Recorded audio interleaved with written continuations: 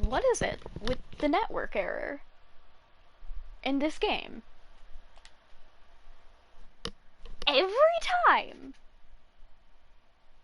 I try to play this game and stream it, it says, "Oh, a network error occurred. Would you like to continue?" Yes, I would like to continue. Thank you.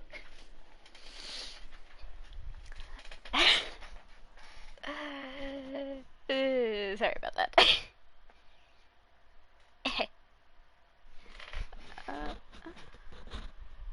Do I have everything set up the way it needs to be? I have some water. Always have water and a snack.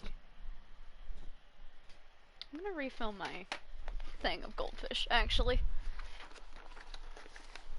I can't open it. I butchered this goldfish box. I'm gonna just pull that off.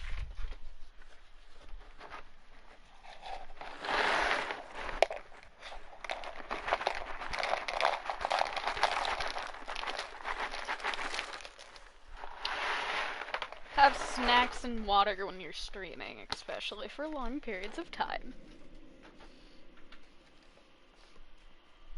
Okay.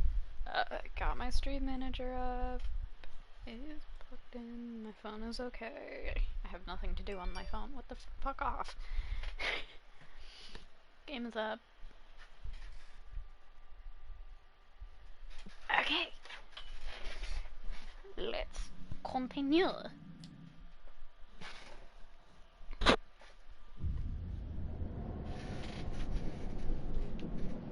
Okay. I am Sam. That's her name.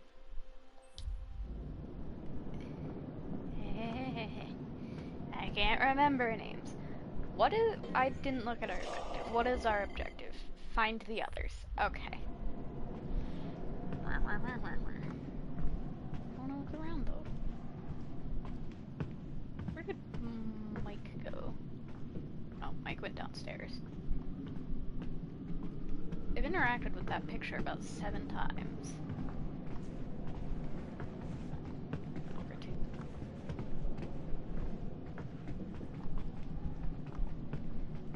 Ah, yes, it is chilly.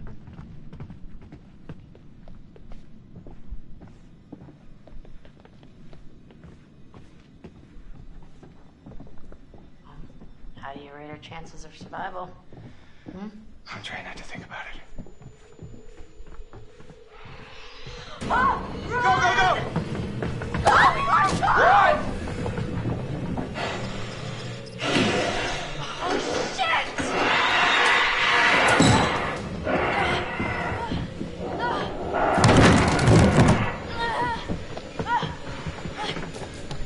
Yeah, I'm already shaking. For some reason.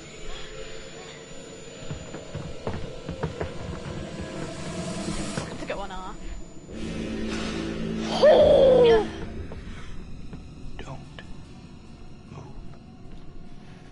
Don't fucking move a muscle.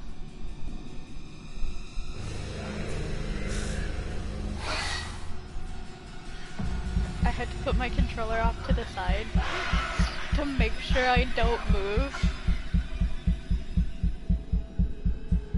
It's still moving. Oh god.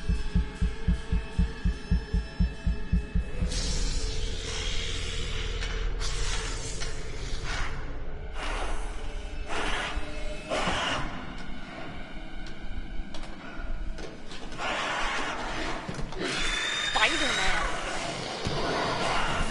Oh, they're gonna fight each other. Jesus.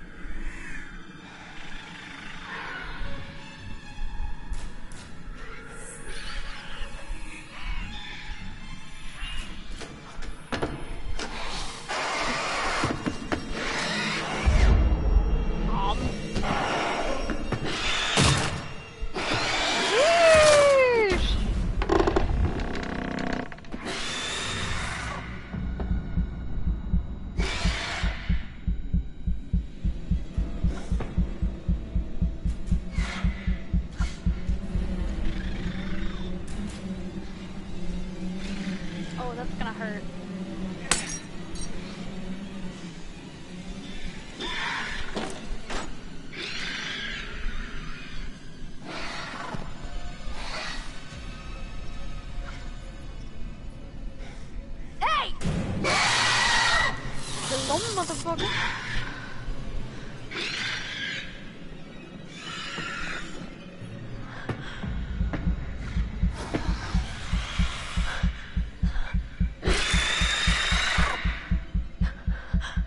Creepy motherfucker.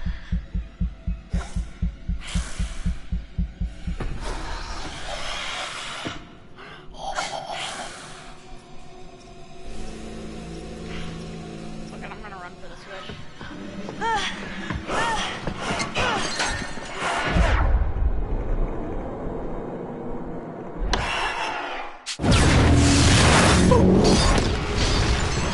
Oh, poor Mike. Oh. Okay.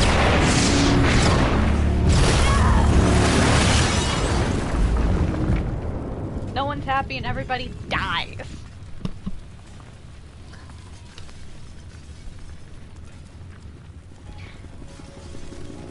I've also, like, kind of intentionally made The main structure is completely destroyed. Over.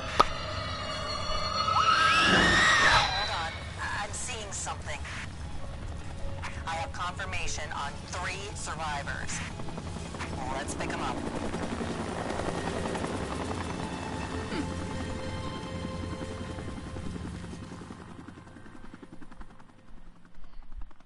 If this is the end and I had known the last time I streamed this, yep. No! This is the end. If I had known this was the end of it, I would have kept playing.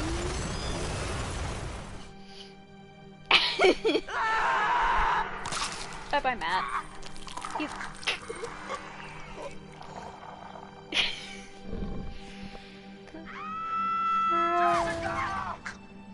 No! Yeah, if I had known that this was the end, I would have kept playing. I said that 3 times, didn't I?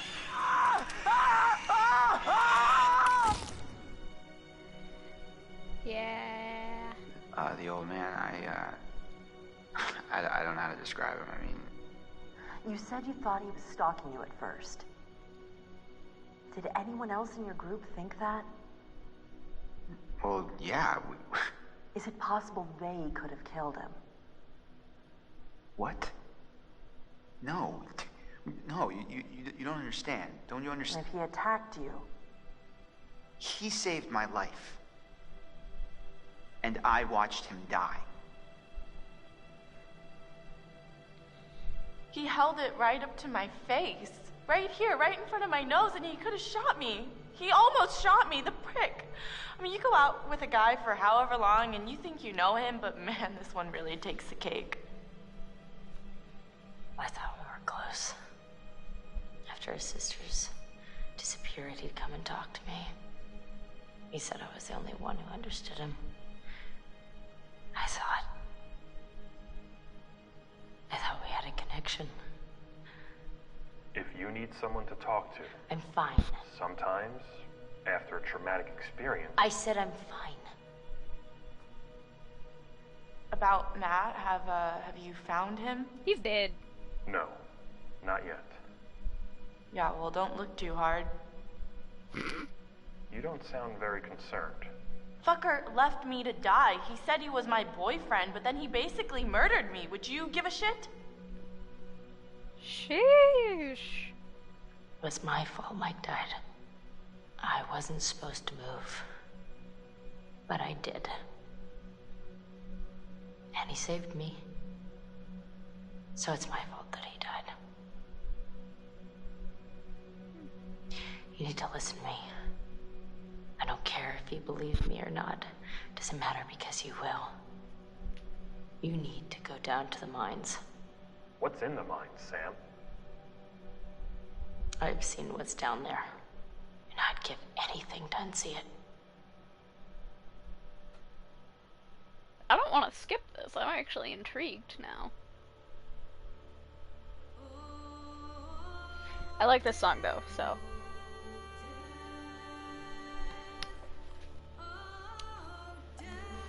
I kind of wish I had known I was very, very close to the end. So that way I could have finished it in one video and not have a 10-minute stream.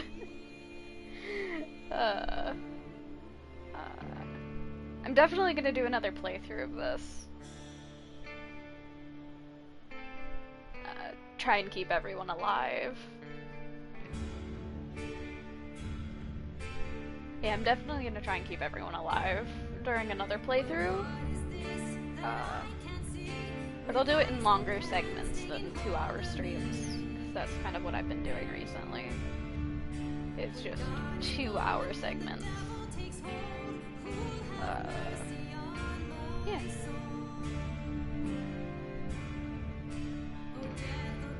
Very good game. A round of applause.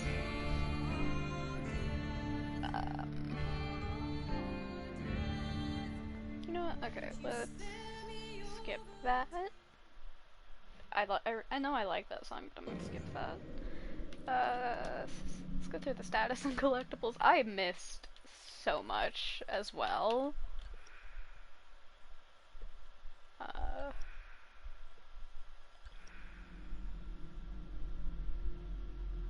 And I killed so many window fuckers.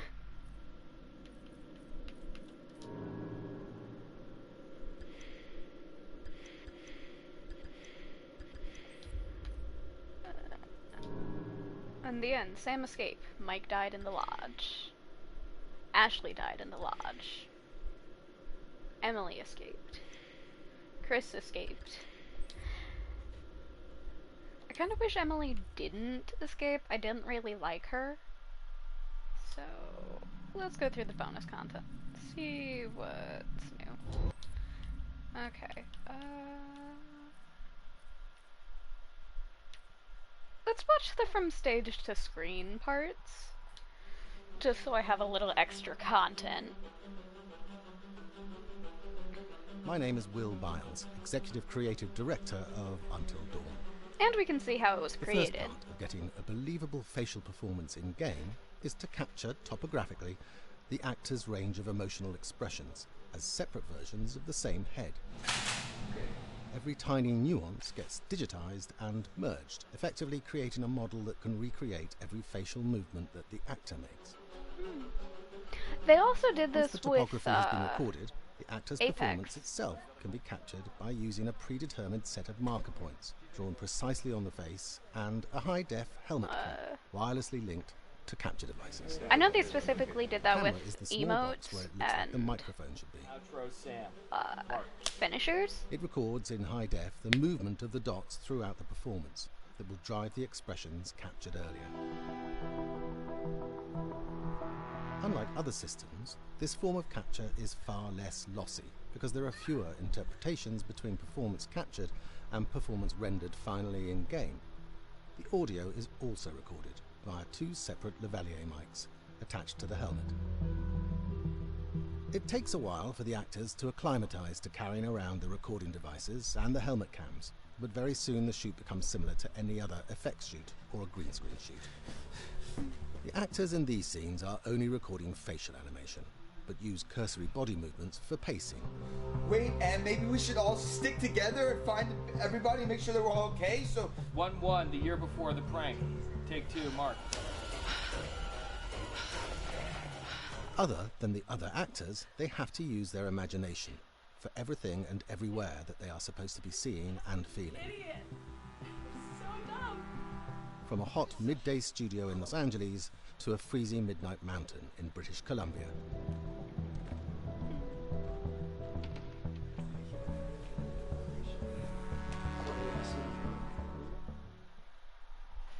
That's actually pretty cool how they do that.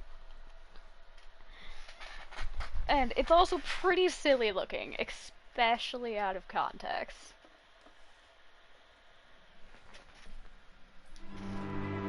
So from stage to screen, part 2.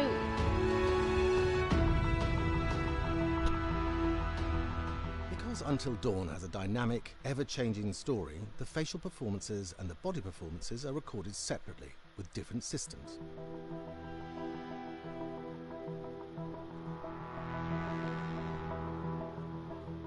With With the body capture, we use reflective bead suits and an infrared camera matrix system that drives the CG bone hierarchies in our character models.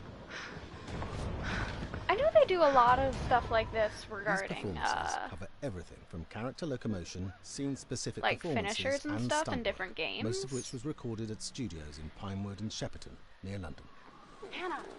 Well, they especially like combining all doing the elements seamlessly in the final game not, becomes a formidable I don't know if they editing and especially like logistical doing this, task. Every but I think variation, they also do this both with physical and CGI emotional, movies. must be combined in these multi-edits. It's really funny looking. Scaffolding props have to stand in for the sets, because the hundreds of infrared cameras have to be able to see all of the reflective beads on the actor. What in hell's name? We're gonna watch Bringing It to Life, because I'm curious. We're gonna watch all of this, not in order at all. Over there. Go on, move. Let me say what I came to say. I'm here to tell you what you're up against being back on this mountain. This must be about the cryptid. You should never have returned. I don't know why you did after what happened last year. You mean with Hannah and Beth? Yeah, how could you know without being involved? I don't take kind. Because I respect folklore and I don't want to get clapped by something if it's real. I refuse to say its name. Washington's. This mountain That name. belongs to the Wendigo. Yeah, I refuse to say its name. Hi, this is Lee Robinson, production designer at Supermassive Games. Understanding the ancient myths of the Wendigo was key for their development that helped the visual look. Through sketches and concepts, these elements were visualized, such as eyes being milky, almost dead, with loss of lips and eyelids due to frostbite, fangs growing and arms and legs getting longer, with skin hardening and thickening to look snarling and menacing, yet withered and lean. The hell was that? Another fucking piece of... Fingers and toenails extending like claws, allowing them to climb effortlessly. We made them look gaunt and weathered, and having ragged remains of clothes they wore. Blood-stained and rotten, with patches of hair still remaining, they retained strong skeletal limbs, which enable them to be agile and quick through the environment. That is how one should Where be. are you? Considering their folklore and such. My name is Jamie Gallipo, animation director at Supermassive.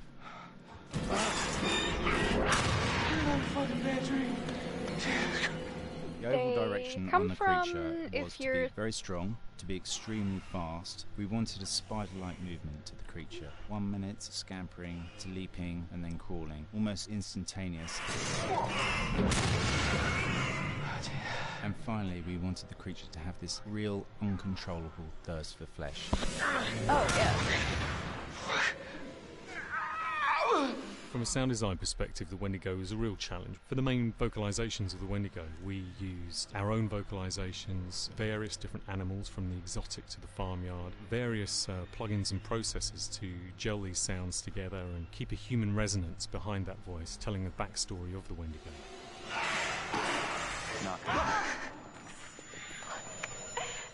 During the chase sequences, the anger of the Wendigo is felt by encircling breaths, screams and screeches that essentially chase you as you're being chased by the Wendigo.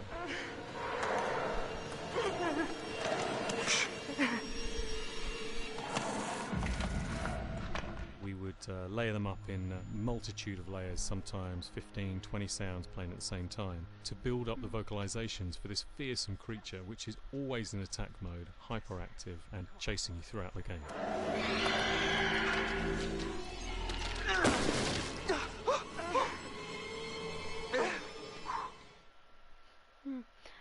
Yeah, the cryptid that's kind of centralized in this game, I guess, now, comes from Native American folklore. This is just what I know. Really weird information, I know.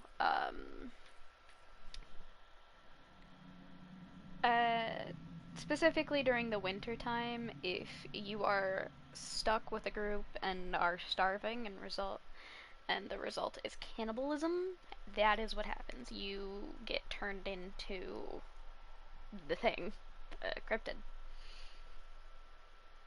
The windy motherfucker. Because I refuse to say its name. properly, that is. Out of respect and belief. Respect for the folklore, and belief that if it is real, it will murder me.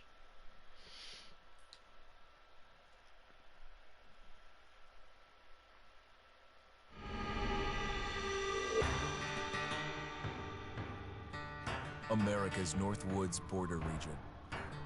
Within this land of 10,000 lakes and miles of dense timber, a hideous creature is believed to lurk. This is what I was talking about. Probably one of the last frontiers in America. There's still a lot of places in this area that hasn't been set foot by man. Monsters and mysteries exist here because it is remote. Oh, yeah. Up in the Northwoods, winters are long. Mm-hmm. In times of biting cold and isolation, a devouring monster is believed to come forth. It's terrorized native people for generations. Growing up, I was told, like, don't go outside, the Wendigo will get you.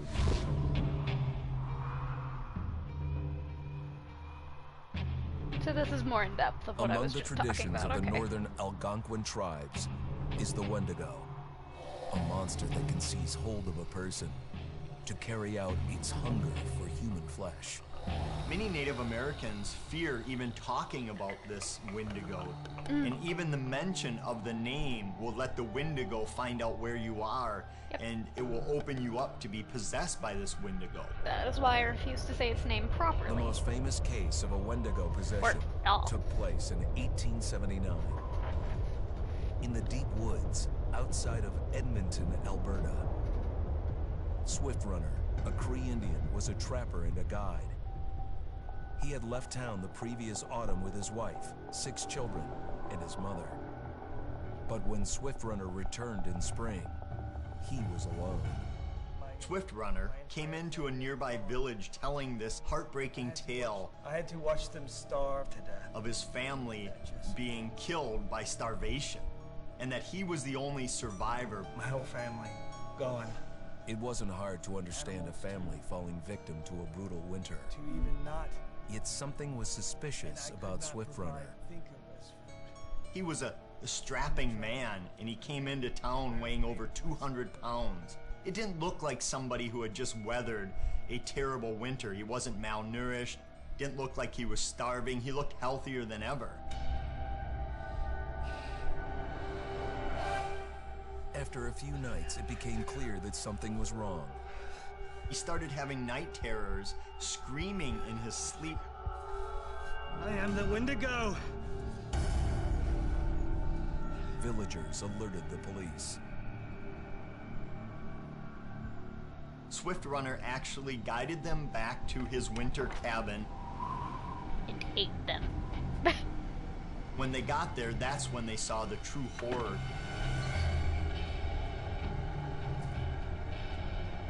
Human skulls were scattered around. Many bones, some of which had been snapped in half, and the marrow inside had been drained.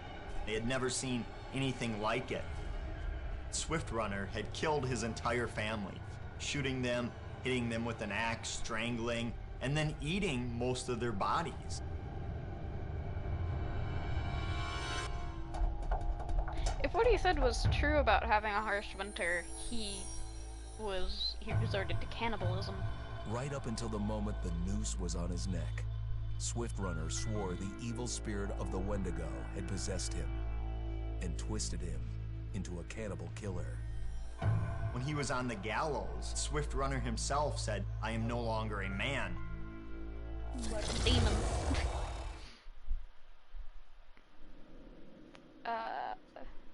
Some of this actually reminds me of the one SCP where it's like a skull or a mask, I'm not entirely sure, or if you put it on, it possesses you. Or if you're like a JoJo's Bizarre Adventure fan, like I kind of am, kind of isn't, I guess. the stone mask. I think it's been a minute. It's similar.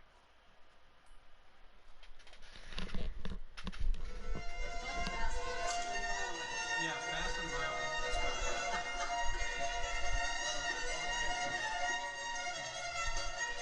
Oh, this must be the sound creation.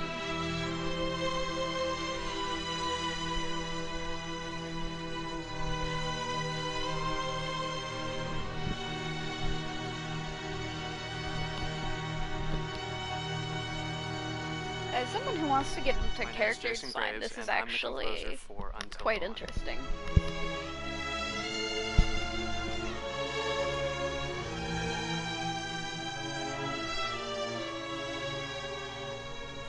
I've been involved with Until Dawn for about a year now. Originally, I was contacted by Barney Pratt, the audio director. I think that had something to do with my lineage of horror games, and hopefully not the fact that my last name is Graves, although a lot of people seem to associate my name with scary music. I mean, if you do horror game music, then I would also, you know, associate you with scary games. Or music, not games. One of the things that was really exciting about working with Barney and the team at Supermassive is they really wanted something unique for the music. They wanted the music to stand out and be a character on its own in the game. They did quite a good job as well. That to me looks like a church, actually. When I'm first starting on a new score, and it doesn't matter if it's film, television, or games, I always end up going to the main theme. Sometimes the developer or producer isn't even necessarily interested in the main theme at the beginning. I just want to do it for myself, because for me the main theme is the identity of the game. It establishes the mood, the atmosphere, and the character of the music and how it's going to be playing that makes in the a pretty background. good point. And that's what we did with Until Dawn. That was actually my demo pitch to Supermassive Games. I put a main theme together, recorded all the instruments at my studio, and sent it to them. And they liked it. We actually ended up recording that exact theme, all the instruments and everything, live here at Ocean Way probably 9 months ago. And that's what we've been using in all the demos for the game, and that's the final version of the theme that is the main theme that you'll hear on the menus and in some key pieces of gameplay.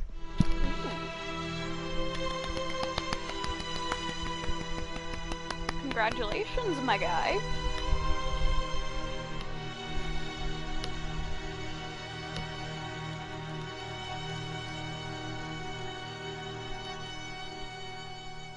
I seem to have made a name for myself in horror. And there's something about scary music, I think it's maybe the lack of rules. The biggest rule in scary music is there are no rules, so you can do anything you want, and actually, if you end up doing things that don't feel like they would work out together, they kind of clash, and it ends up being even more effective for scary music.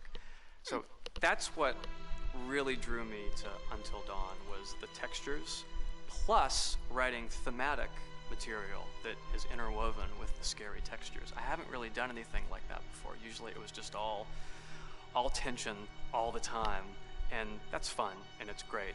But I'm actually at heart a very melodic composer. That's the kind of music I love listening to, and that's the kind of music I love writing. That's the kind of music I got to work on in Until Dawn. Very nice. Same thing. That takes a lot of time and effort.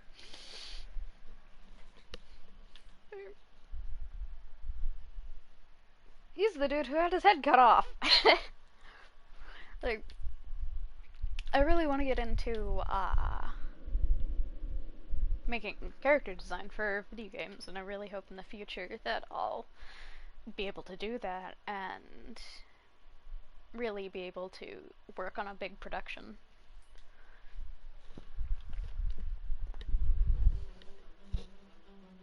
I am Hayden Panettiere, and we are here at the studio recording Until Dawn. My name is Rami Malek, and I play Josh.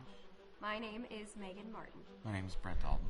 My name is Antonella Lentini, and I played Hannah and Beth. My name is Jordan Fisher, and I play the character Matthew, Matt for short. I'm Nicole Bloom, and I play Emily in the game.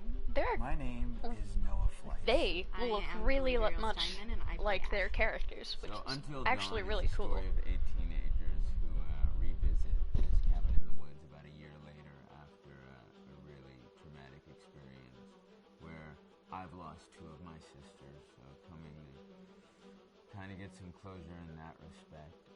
One of the things that Larry does really well is make these multi-layered characters, and I think for just the story in general, it follows the quintessential horror film plot lines, but the characters are so unique in themselves, and I think that's very cool. Oh, I hope this was the right thing to do. What? You know, getting everyone together on the anniversary. I mean, Josh seemed really pumped about us all doing something, didn't he? Yeah, no, he definitely did. Wait, are I Hannah haven't and seen you Beth so excited about twins? something in forever. Or Good. are they just Sam and I have siblings? A few things in common, such as being huge lovers of animals, and she's a huge animal lover. She's vegan. She is a pacifist. I'm not quite sure if I'm gonna go as far as saying that I'm a pacifist, but she's spunky and cool. I know that she, I think, is made fun of a little bit by the rest of them who think that her morals and her beliefs in that area are a little ridiculous and they don't agree with them, but she doesn't care. It doesn't stop her from being She's herself. definitely not a girly girl like Emily. I hope I have in common with her. You know, he definitely can be depressed at some times and a bit of a loner, but he takes some solace in one of his sister's friends, Sam, played by Hayden Panettiere, and his character invites is a little everybody loony back in the to toonie. the same house the next year to kind of find some closure. Jessica she has a whole lot of personality. She is definitely the sort of mean girl character that, you know, at school she knows she's pretty, she knows that boys like her, and she's going to use it to her advantage. He's got a big heart. She looks like she belongs in the actual his girlfriend, movie Emily, Mean Girls. And, you know, he's kind of a meathead, but in the best way possible. She really knows what he's she a himbo. wants, and she manages to get that from whomever it is, whether it be Matt or Mike. You know, she's really driven, and I can definitely relate to that. She's kind of bitchy. My character is Chris, and he is what society might consider the nerd of the group. Oh, I love Chris as a character. And he kind of embraces it.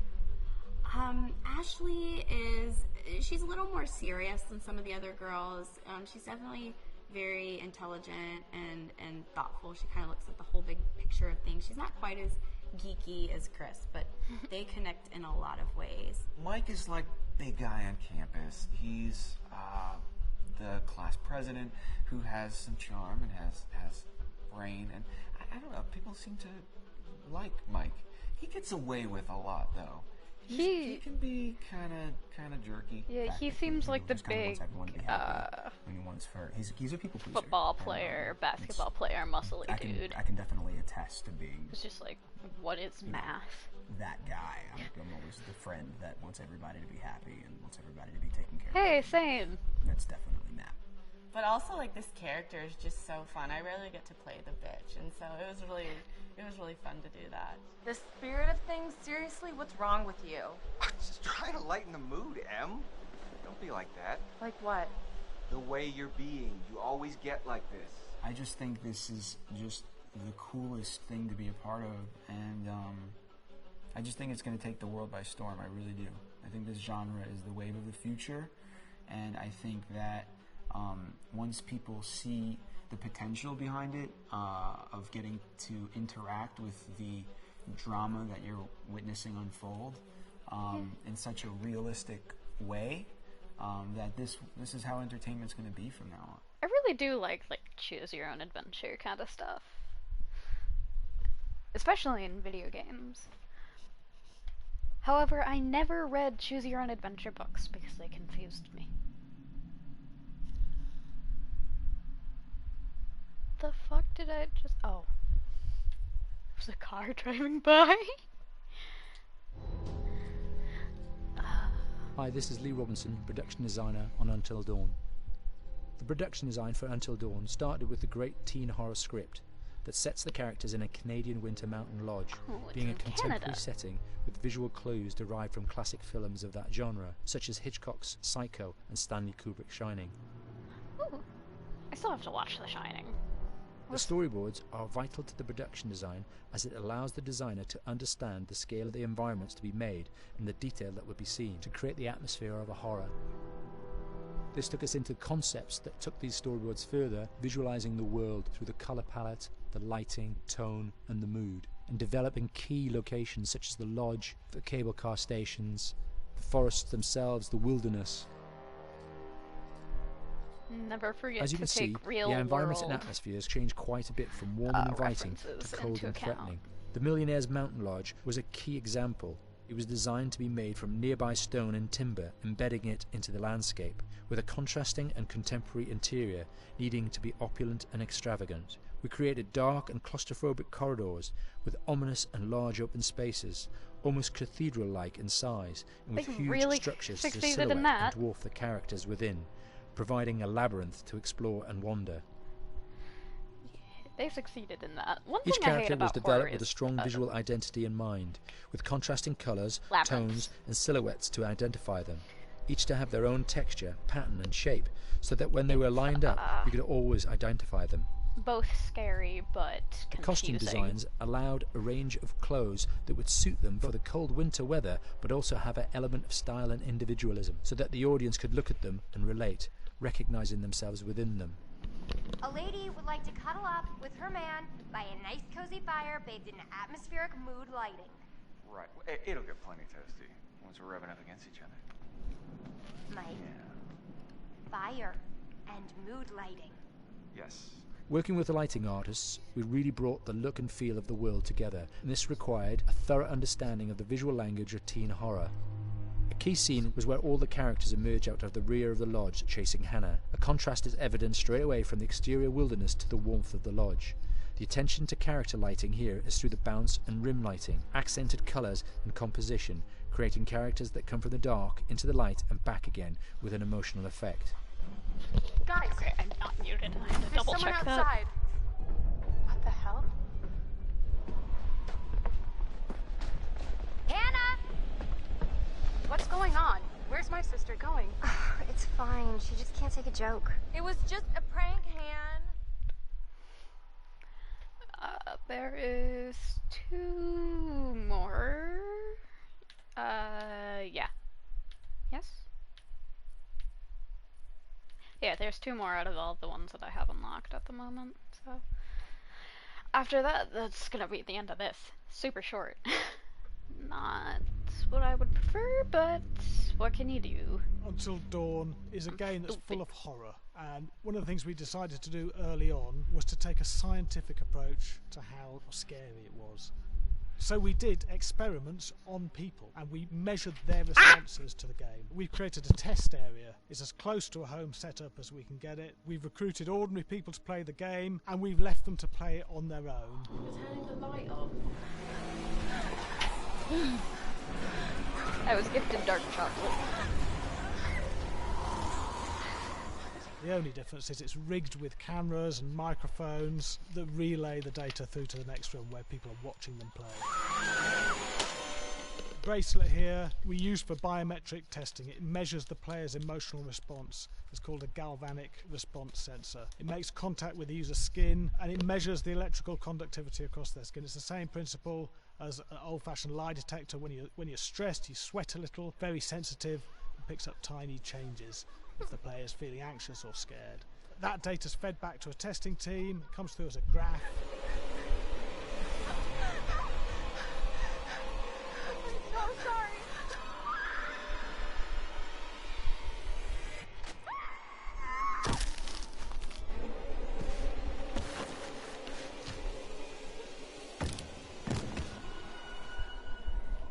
There's no point testing 1 or 2 people, you have to test a lot of people. Watch your step.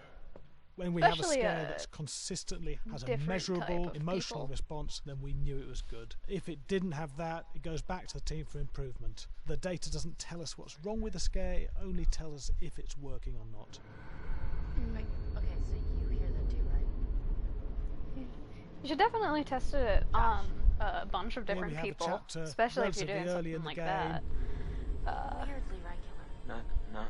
Nothing regular about it. We have to create tension and anxiety in the player Yeah, so they especially are ready like to receive the scare. People who don't like horror games and people who do like horror games. Or just horror in general, not just horror games.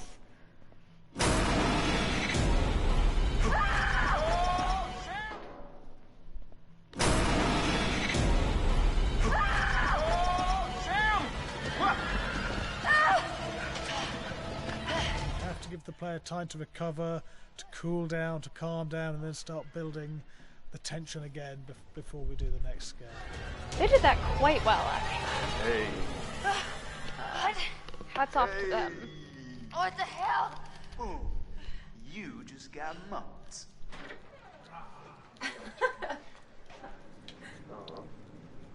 Yeah, I have such an adrenaline high from that game. There's two things we found. One is we could look at the scares, analyse if our expected scares were working effectively. Were people shrieking and covering their hands, or were they getting an emotional response from it? And being scientific about it means that we strip out people's opinions about whether things are working or not. We've got data, and we look at the data. If it's working, we're happy with it. Really scary. Scared and wanting to get away.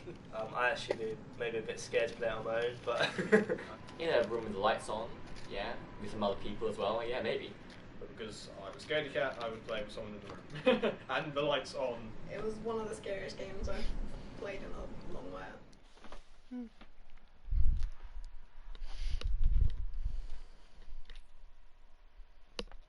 They did really well on the suspense and making you choose.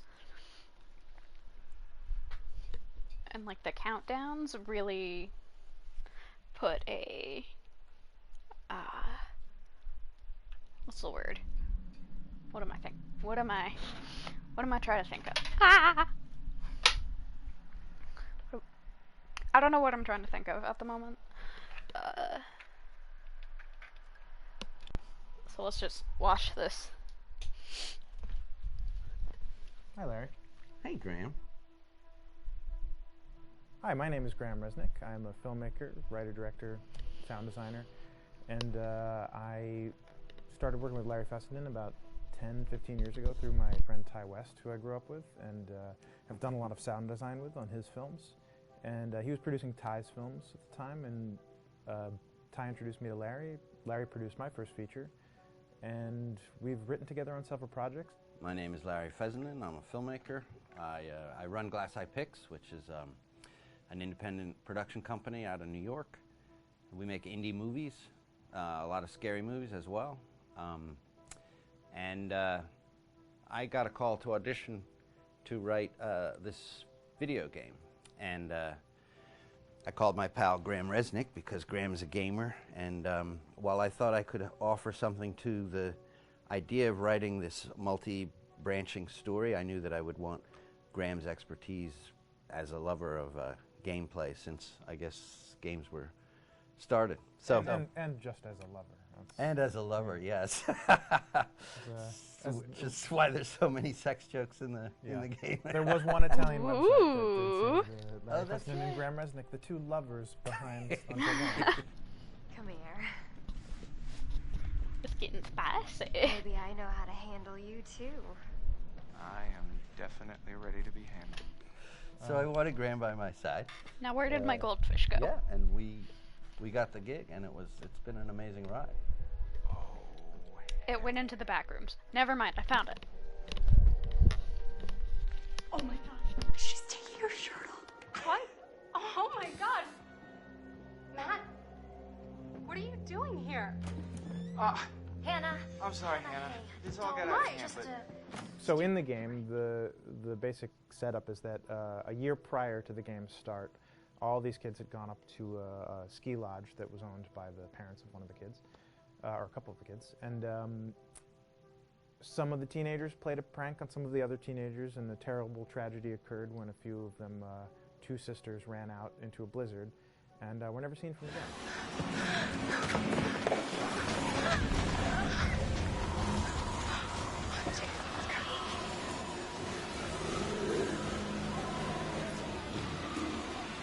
And so now, a year later, this is kind of torn apart this group of friends. They've gone through some trials and tribulations in the past year. The brother of the 2 girls has had a lot of psychological issues, and to kind of he's help got him cope so many and help them psychological all get issues. over He it, is a they all loony in the return to toony. lodge a year later, back up on the mountain. And the idea is to get over it, but the healing does not begin. yeah, and these kids are all trying to find themselves. They've been through a trauma, but in general, they're just teenagers trying to figure out who they are. So they're all kind of falling into the patterns, the stereotypes, the characters they see on TV and in the movies. I think we were very interested in taking genre tropes and kind of making them sort of refresh them.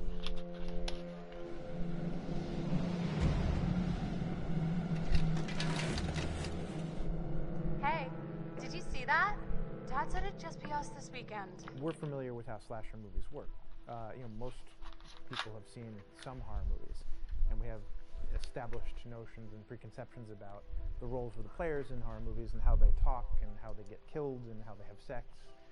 And to bring you into the game that way and then subvert a lot of those expectations is kind of our goal. They're haunted by some incident that happened in their past, which I think you pretty much figure out that that's going to have a role in their interactions. I don't get the sex yeah, appeal so I think what in, was fun was we take like some horror sort of movies. stock characters and we try to give them some shape, but like, at oh my least god, at the beginning they're so many recognizable people in have the, died. in the way of Let's groups of go friends. have There's the tango in the bedroom, and the bitchy or on the girl couch, and the rivalries between or everyone. on the table. Oh my gosh. And really fun characters too. We just had so much fun living in the minds of these characters through writing the script. What do you think? Jesus! You know, it was fun. I think we were looking to get that kind of banter that you see both in movies, but also that you absolutely have with friends, and sort of those inside jokes. And of course, as writers and as friends ourselves, we sort of developed little tracks, and we try to give the characters that kind of vibe. And I don't understand, like, the same type of, like, sex appeal, when you yourself are watching a horror movie with, like, your significant other. It might be because I'm single and on the asexual spectrum, or it could just be like, why does the two things... It's probably a bit of both. Why do the two things correlate? I really don't understand.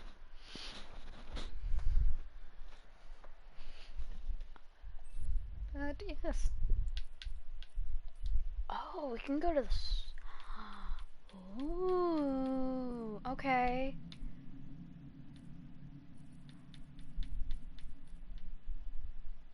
This makes it easier to replay the game. Okay. Yeah. You know what? When I replay the game, I'm gonna go by episode. So, like, how many episodes are there?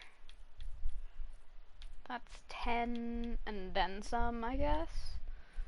So, try to split it up as evenly as I can, but yeah, super short stream today. Probably gonna stream something later to make up for how short this stream was, or is, rather. But yes. If you joined and didn't stick around, thank you. Well, anyone who just joined, thank you. Your audience is very much appreciated. Anyways, I might stream later. I don't know. But, I will see you sometime later. Or probably tomorrow. I don't know. Anyways, don't add to the population, don't subtract to the population. If you do either of those, be prepared for the consequences.